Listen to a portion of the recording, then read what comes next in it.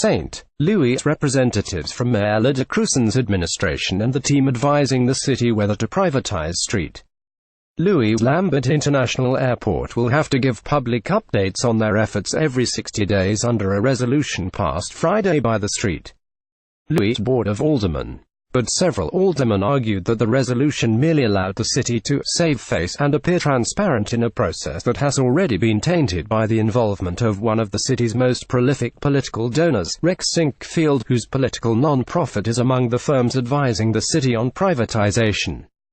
Sinquefield also paid for the city's application to the Federal Aviation Administration's privatization pilot program, and is paying the consultants. If a lease agreement is ultimately reached, he will be reimbursed, officials say. Meetings every 60 days to have an update on where we're moving forward in a process that has been flawed from the very beginning is putting lipstick on a pig, said 20th Ward Alderman Cara Spencer. Even if those consultants urge the city to privatize Lambert, that doesn't mean St. Louis officials won't make their own decisions in the best interest of the city, Krewson argues. The process is still in its infancy, she has noted, and there are several hurdles to jump through before the city would be able to lease its airport to a private operator. One of those hurdles includes the Board of Aldermen, which would need to approve a lease agreement down the line.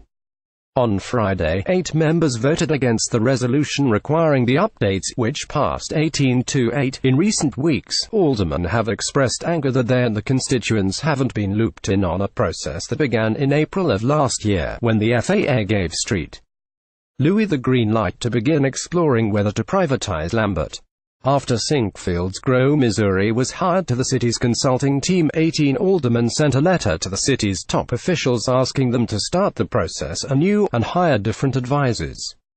But it's too early to count votes for privatization, Krewson told the Post-Dispatch. And while it could be months before there's anything concrete for them to vote on, a vocal group of opponents on the board has emerged who say they won't trust proposed future updates from a Sinquefield-affiliated group. Frankly, this resolution is just a smokescreen. Any information we get going forward is flawed information. It's information we can't trust, said Alderman Megan Green, who represents the 15th Ward.